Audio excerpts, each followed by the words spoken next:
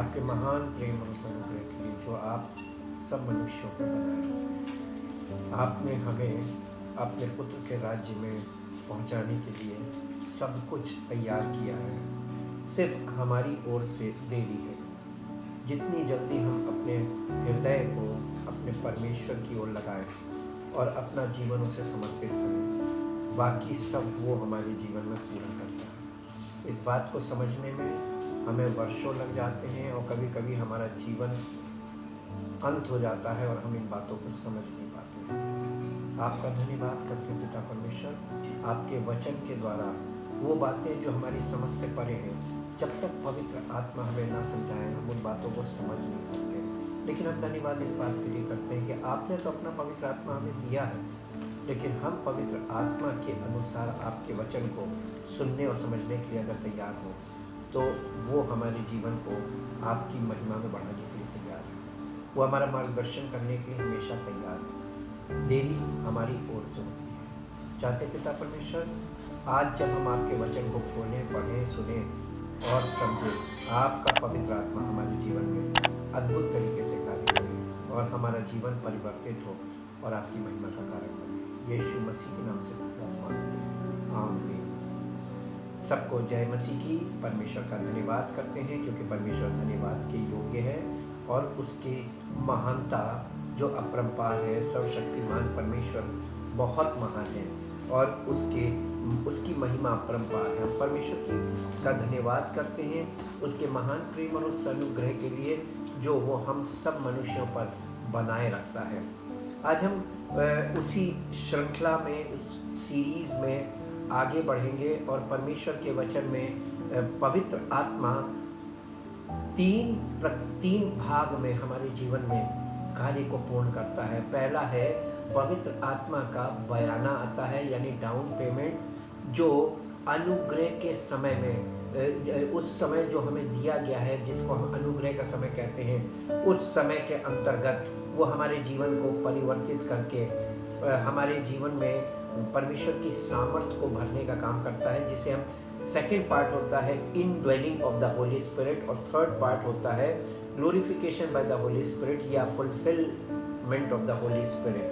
तो पवित्र आत्मा से परिपूर्ण होने के लिए, पवित्र आत्मा के बपतिस्मे के बाद और पवित्र आत्मा के परिपूर्णता तक पहुंचने में, ये हमारे जीवन का वो भाग है जो आत्मिक जीवन हम जिसे कहते हैं, और ये शारीरिक जीवन में रहते हुए हमें हमारे जीवन में परमेश्वर की आत्मा के द्वारा वो जीवन हमारे जीवन में शुरू किया जाता है जो आत्मिक जीवन है।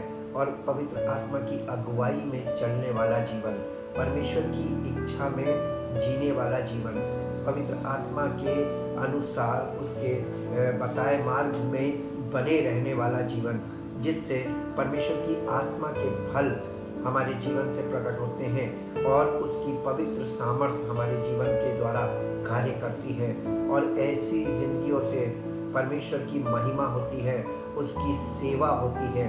और जो सेवकाई वाला जीवन है वो पवित्र आत्मा से परिपूर्णता के बाद शुरू होने वाला जीवन है।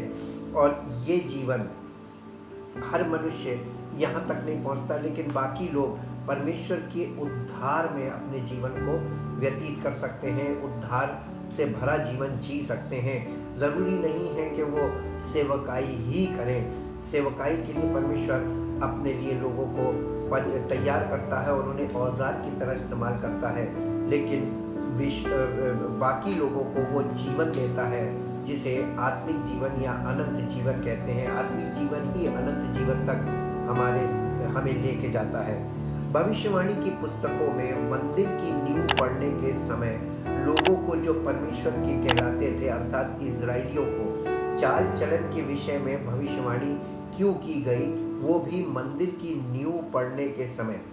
इस विषय को नए नियम में इस विषय का नए नियम में आत्मिक अर्थ क्या है?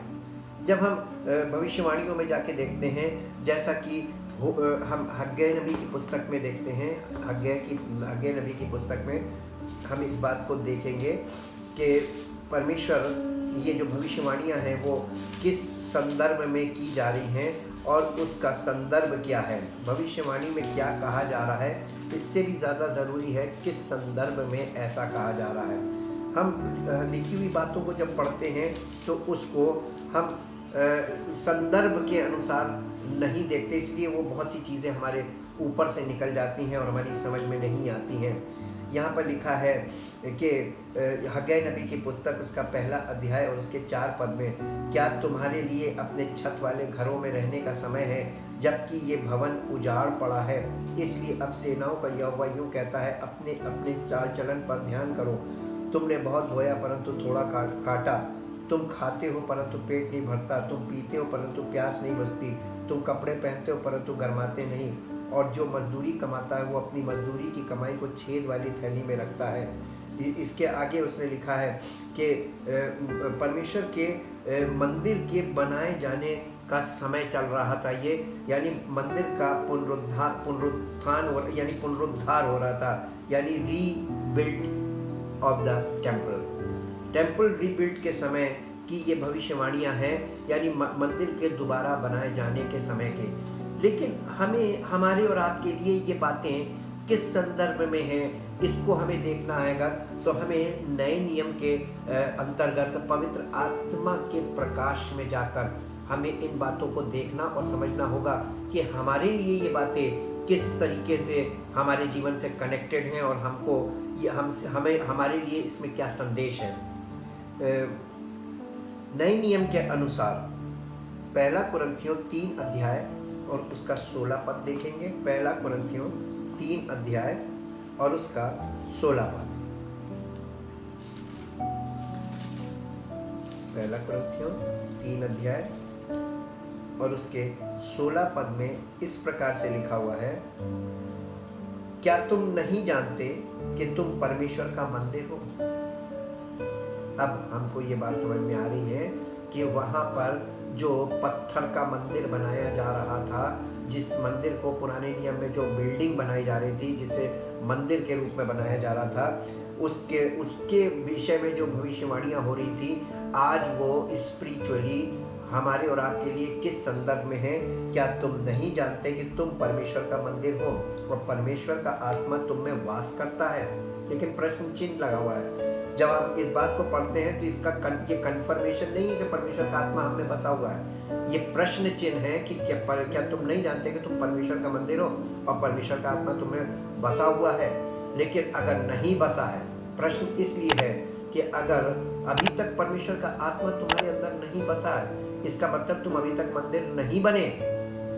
यदि कोई 17 पद कह रहा है, यदि कोई परमेश्वर के मंदिर को नष्ट करेगा तो परमेश्वर उसे नष्ट करेगा, क्योंकि परमेश्वर का मंदिर पवित्र है और वो तुम हो। यानी हम और आप परमेश्वर का मंदिर हैं नए नियम के अनुसार। और अगर मंदिर है तो क्या अभी तक हम इस देह को नष्ट कर रहे हैं या पवित्र आत्मा के कंट्रोल में हम हैं, उसके वश में हम हैं और पवित्र आत्मा हमारे अंदर वास करता है। ये प्रश्न चिन्ह इसलिए लगा है ताकि हम इसको पढ़ें और ये प्रश्न चिन्ह हमको इस बात के लिए सोचने पे मजबूर करे, विचार करने पे मजबूर करे कि हम परमेश्वर का मंदिर है।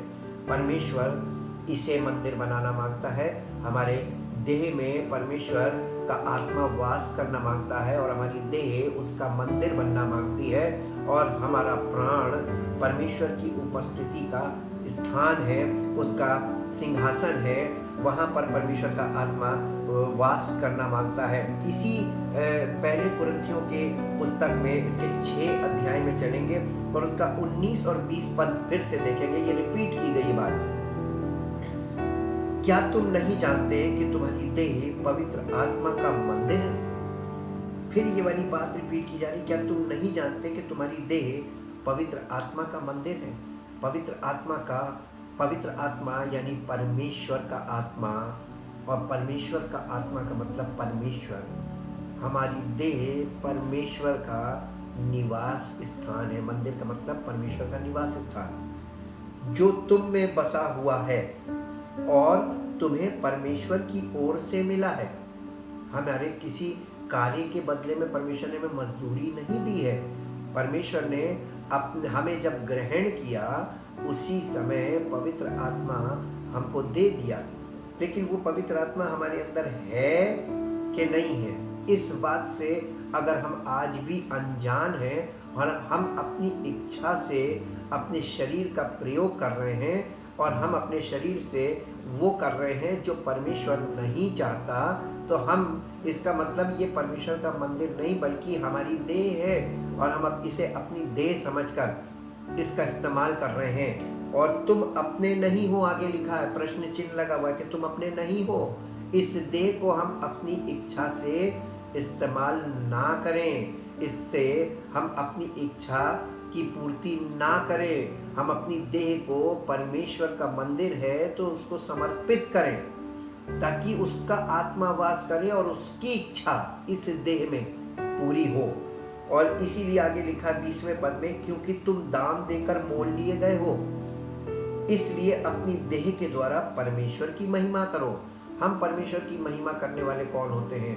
हमारी देह परमेश्वर की महिमा का कारण बन सकती है तब जब हम अपनी देह को परमेश्वर को समर्पित करते हैं और अपने प्राणों में परमेश्वर की उपस्थिति का अनुभव बनाए रखते हैं और इस बात की सजगता या इस बात की इस बात में हम जागृत रहें, स्पिरिचुअली अवेयर रहें कि परमेश्वर का आत्मा हम में है। और अगर परमेश्वर का आत्मा हम में है तो हम जो सोच रहे हैं तो हमें ये सोचना चाहिए कि अगर परमेश्वर का आत्मा हम में है तो हम ऐसा क्यों सोच रहे हैं। अगर परमेश्वर का आत्मा हमारे अंदर है तो हम वो कल्पनाएं क्यों कर रहे हैं जो सब मनुष्य करते हैं, क्योंकि जो शारीरिक मनुष्य हैं उनकी कल्पनाओं की बातें, उनकी भावनात्मक बातें हमारे जीवन पर क्यों प्रभाव डाल रही हैं, जबकि परमेश्वर का आत्मा हम में बसा। परमेश्वर का आत्मा जहाँ पर है, परमेश्वर पर मनुष्य की किसी बात का प्रभाव नहीं पड़ता, बल्कि परमेश्वर की बात का प्रभाव मनुष्य के ऊपर अवश्य पड़ता है। इन दोनों पदों के इन पदों के अनुसार सुसमाचार मसीह का प्रकाशन है और जिसके जीवन में मसीह प्रकाशित हो गया उसके जीवन में नींव पड़ गई और अब उसका जीवन परमेश्वर की आत्मा के वश में तथा शरीर पवित्र आत्मा का मंदिर बन जाता है। लेकिन जब कोई व्यक्ति सुसमाचार के अनुसार मन फिराने वाले को पवित्र आत्मा का गिफ्ट मिल जाता है, लेकिन ये गिफ्ट केवल बयाना है। इस गिफ्ट के द्वारा हमारे हृदयों में परमेश्वर का प्रेम हमारे हृदय में भरा जाता है। परमेश्वर हमारे हृदय में पिता का प्रेम हमारे हृदय में डाला गया है। रोमियो की पत्री उसके 5 अध्याय, रोमियो की पत्री उसके 5 अध्याय के 1 से 5 तक पढ़ेंगे। अतः जब हम विश्वास से धर्मी ठहरे तो अपने प्रभु यीशु मसीह के द्वारा परमेश्वर के साथ मेल रखें, जिसके द्वारा विश्वास के कारण उस अनुग्रह तक जिसमें हम बने हमारी पहुंच भी हुई और परमेश्वर की महिमा की आशा पर घमंड करें। केवल यही नहीं वरन हम क्लेशों में भी घमंड करें, ये जानकर कि क्लेश से धीरज और धीरज से खरा निकलना और खरा निकलने से आशा उत्पन्न होती है और आशा से लज्जा नहीं होती, क्योंकि पवित्र आत्मा जो हमें दिया गया है उसके द्वारा परमेश्वर का प्रेम हमारे मन में डाला गया है।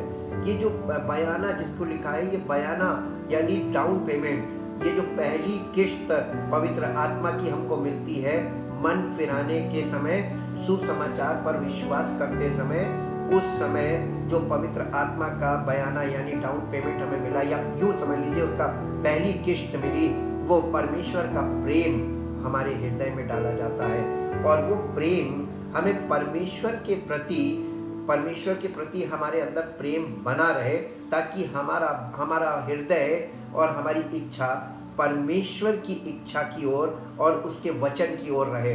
हम परमेश्वर के वचन के लिए ललायित रहे, उसके लिए भूख और प्यास हो। इसीलिए यीशु मसीह ने कहा था, धन्य है वे जो परमेश्वर के धार्मिकता के भूखे और प्यासे हैं, क्योंकि वे तृप्त किए जाएंगे। हमको परमेश्वर का आत्मा तभी तृप्त करेगा जब हमारे अंदर परमेश्वर की धार्मिकता की भूख और प्यास होगी। हम कितना उसके लिए समय निकालते हैं और कितना उसमें मन लगाते हैं और कितना कितना हम उन बातों को अपने माइंड में ताज़ा रखते हैं और उस पर मनन करते रहते हैं।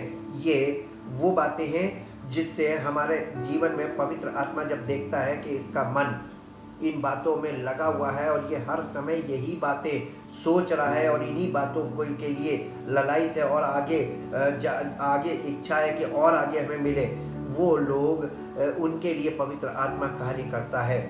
नींव पढ़ने के बाद हमारे जीवन में रद्दा लगने वाला कार्य होना चाहिए, अर्थात पवित्र आत्मा के मार्गदर्शन में चलना। और इस कार्य के लिए परमेश्वर एक व्यक्ति का इस्तेमाल करता है जिसे हम मसीह का सेवक कहते हैं। इस संबंध में पवित्र आत्मा हमें पत्रियों के द्वारा शिक्षा देता है कि हमें इस संबंध में वचन की सच्चाई को जानना और समझना अत्यंत आवश्यक है। इस संबंध में पवित्र आत्मा ने पौलुस के द्वारा पहली सदी की कलीसिया के लोगों को पत्री के द्वारा ऐसा बताया था। पहला कुरिन्थियों 3 अध्याय।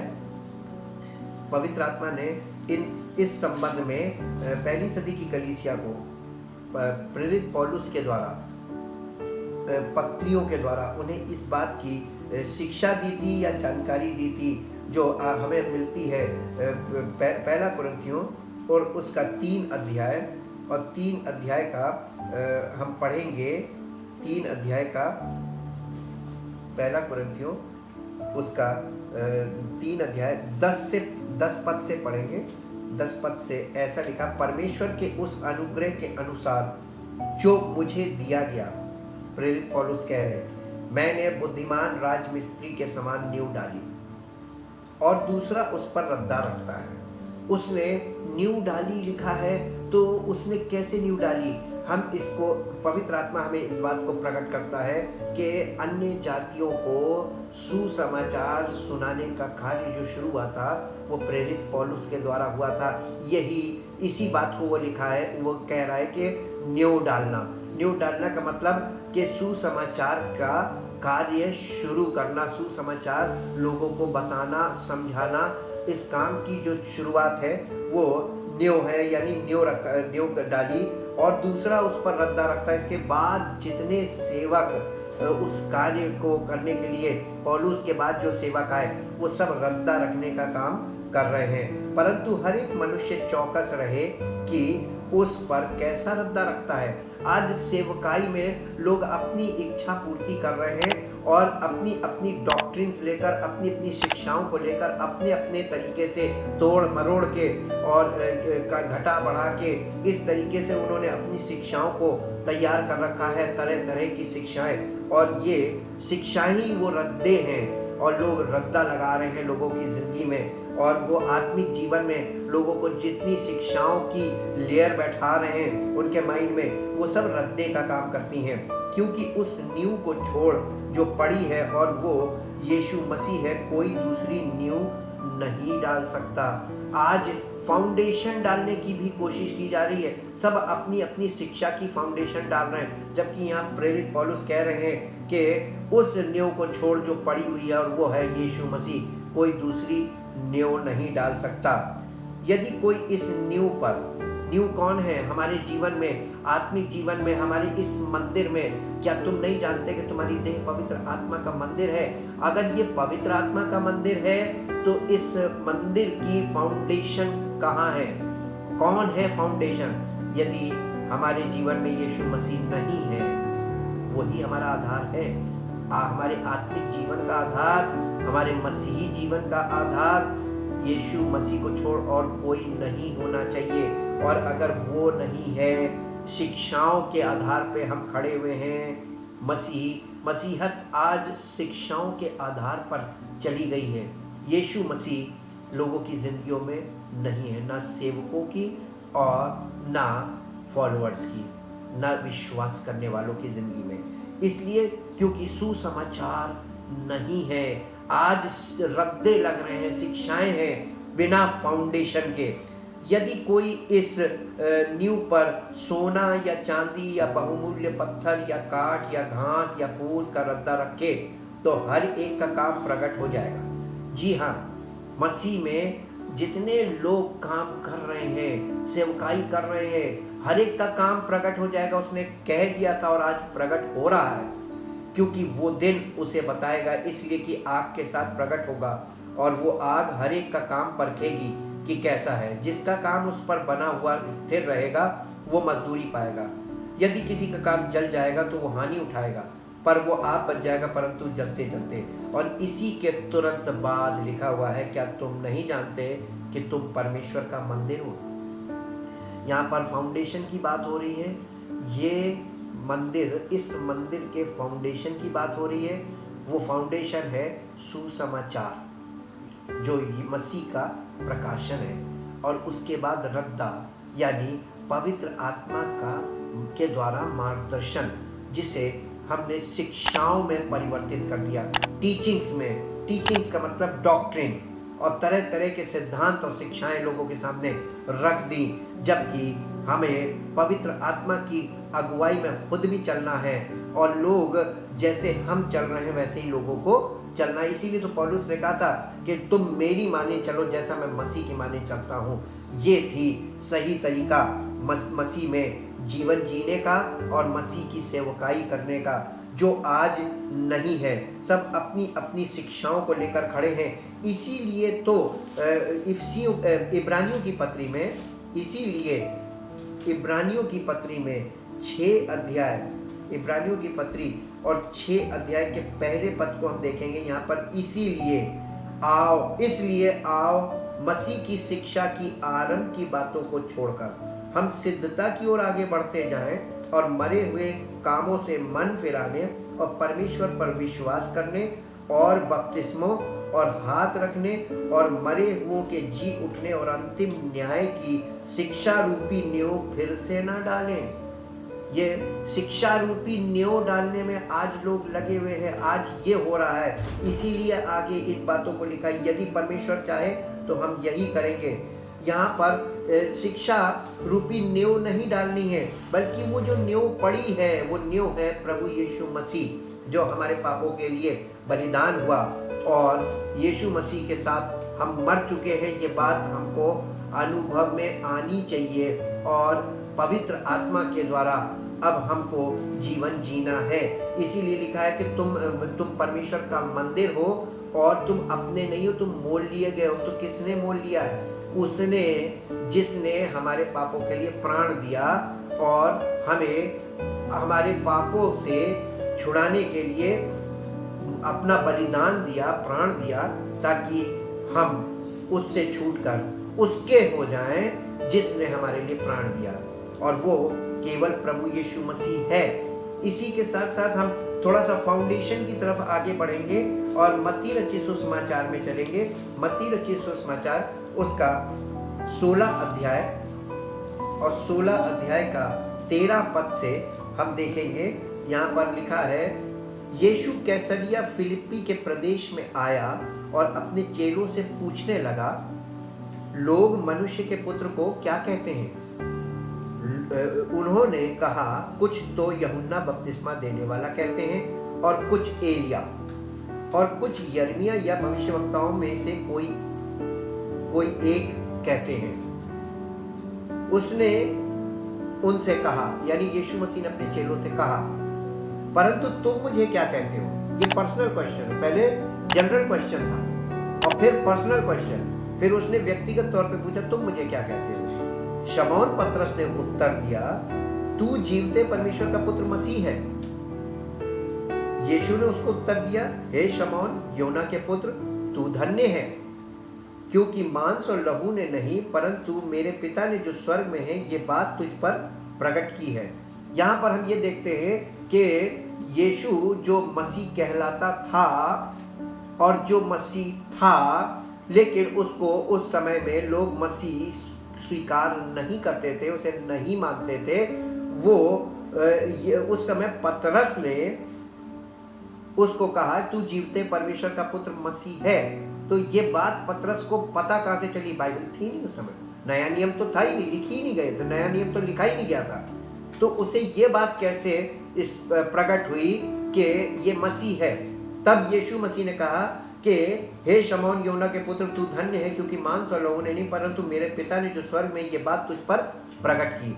परम पिता परमेश्वर ने पतरस को इस बात को प्रकट किया था, यानी रेवलेशन दिया था, उसको प्रकाशन दिया था कि ये मसीह है। और प्रकाशन के द्वारा उसने इस बात का अंगीकार किया था कि तू जब जीवते परमेश्वर का पुत्र मसीह है।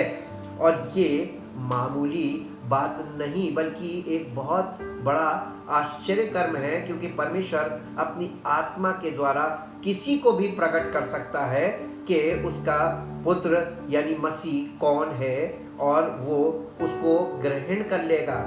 यहाँ पर हम ये देखते हैं कि मसीह को पहचानने के लिए भी हमें प्रकाशन की आवश्यकता है।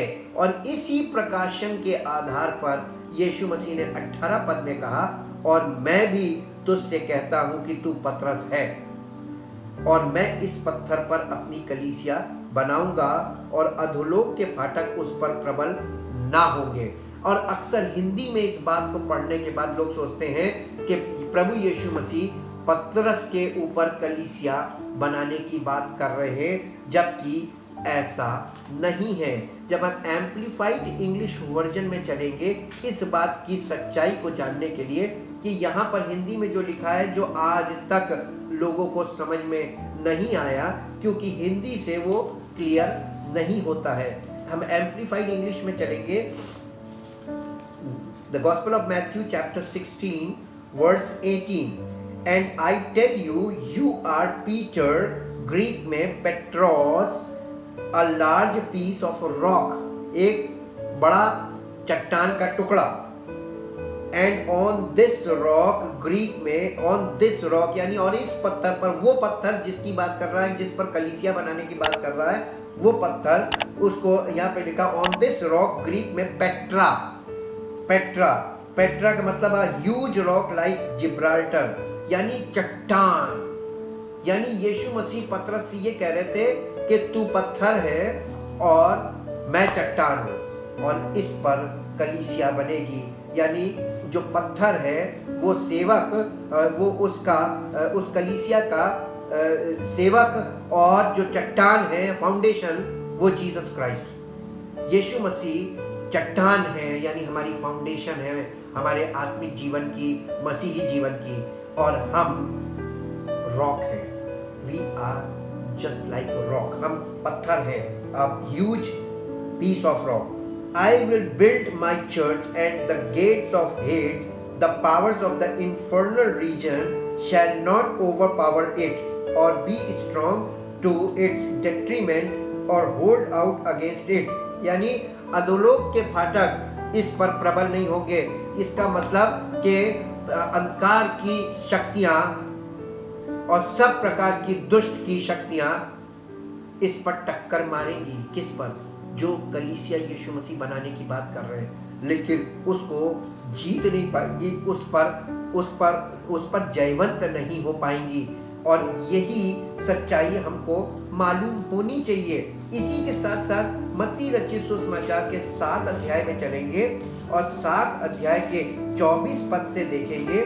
यहाँ पर इस प्रकार से लिखा है, इसलिए जो कोई मेरी ये बातें सुनकर उन्हें मानता है, यीशु मसीह कह रहे हैं, इसलिए यदि जो कोई मेरी ये बातें सुनकर उन्हें मानता है, वो उस बुद्धिमान मनुष्य के समान ठहरेगा जिसने अपना घर चट्टान पर बनाया। और मेह बरसा और बाढ़ें आई और आंधियां चली। पहली चीज, मेह बरसा, बाढ़ नहीं आई, बाढ़ें आई। एक बाढ़ नहीं, जिंदगी भर बाढ़ आएगी, जिंदगी भर बाढ़ आएगी। और लिखा आंधियां चली, आंधी नहीं चलेगी, आंधियां चलेंगी। सारी जिंदगी आंधियां, आपको और हमको इन चीजों का सामना करना पड़ेगा। और उस घर से टकराएंगी, फिर भी वो नहीं गिरा, क्योंकि उसकी नींव चट्टान पर डाली गई थी। किसकी नींव? जो यीशु मसीह कह रहे, जो मेरी ये बातें सुनकर उन पर चलता है। हम यीशु मसीह की बातें सुनते तो सब है, चलता कोई नहीं। और लिखा है, परंतु जो कोई ये मेरी बातें सुनता है और उन पर नहीं चलता, जो ज्यादातर लोग हैं, वो उस निर्बुद्धि मनुष्य के समान ठहरेगा जिसने अपना घर बालू पर बनाया और मेघ बरसा और बाढ़ें आई और आंधियां चली और उस घर से टकराई और वो गिरकर सत्यानाश हो गया। आज हमारा आत्मिक जीवन सत्यानाश क्यों हो रहा है? फाउंडेशन नहीं है। हम यहाँ से देख सकते हैं कहाँ समस्या है और उस समस्या के विषय में परमेश्वर का वचन क्या कहता है और परमेश्वर की योजना के अनुसार हम चल रहे हैं या हम मनुष्यों की परंपरा के अनुसार चल रहे हैं। इन बातों का ध्यान करते हुए हम परमेश्वर के वचन के अनुसार ही करना उचित समझते हैं और इसी से हमारा जीवन परमेश्वर की महिमा का कारण बन सकता है और हम मसीह की कलीसिया बन सकते हैं और हम परमेश्वर का निवास स्थान हैं। लेकिन हम अभी तक इस चीज़ को हमारे जीवन में ये पूर्ण हुआ है कि नहीं, ये हमें देखना है। परमेश्वर का आत्मा तो तैयार है पर हमारा शरीर निर्बल है। हम अभी यानी सही नहीं है। हम असफल इसलिए हो रहे हैं क्योंकि हम अपना पार्ट अदा नहीं कर रहे हैं। परमेश्वर का आत्मा अपना कार्य कैसे करेगा? जब तक हम मन नहीं फिराएंगे, सुसमाचार पर विश्वास करके उसे ग्रहण नहीं करेंगे, तब तक पवित्र आत्मा का कार्य हमारे जीवन में शुरू नहीं हो सकता। हम परमेश्वर के वचन पर विश्वास करें, पवित्र आत्मा की सामर्थ पर भरोसा करें और प्रभु यीशु मसीह हमारी चट्टान, हमारी फाउंडेशन है, इस पर ध्यान करें। आइए अपने जीवन को उसके आगे रखें और इसीलिए रोमियो की पत्री 12 अध्याय में उसने कहा, अपने शरीरों को जीवित, पवित्र और परमेश्वर को भावता हुआ बलिदान करके चढ़ाओ, यही तुम्हारी आत्मिक सेवा है। आइए हम अपने आप को आत्मिक सेवा के लिए समर्पित करें। परम पिता परमेश्वर, धन्यवाद के साथ आपके पास आते हैं। आपने जो योजनाएं हमारे लिए बनाई है वो है तो फूल प्रूफ, लेकिन यदि समझाने वाला ना मिले तो हम बिना समझाने वाले के कैसे समझ सकते हैं। हम चाहते पिता परमेश्वर, जितने लोग इन बातों को सही संदर्भ में सुनकर समझते हैं, पवित्र आत्मा उनके जीवन में कार्य करे, अद्भुत कार्य करे और उन सब का जीवन आपकी योजना के अंतर्गत हो और आपकी महिमा का कारण बने और सारा आदर, सारी महिमा आपको मिले। इस प्रार्थना को आपके इकलौते पुत्र प्रभु यीशु मसीह के नाम से मांगते हैं, आमीन। परमेश्वर आपको आशीष दे। Praise the Lord.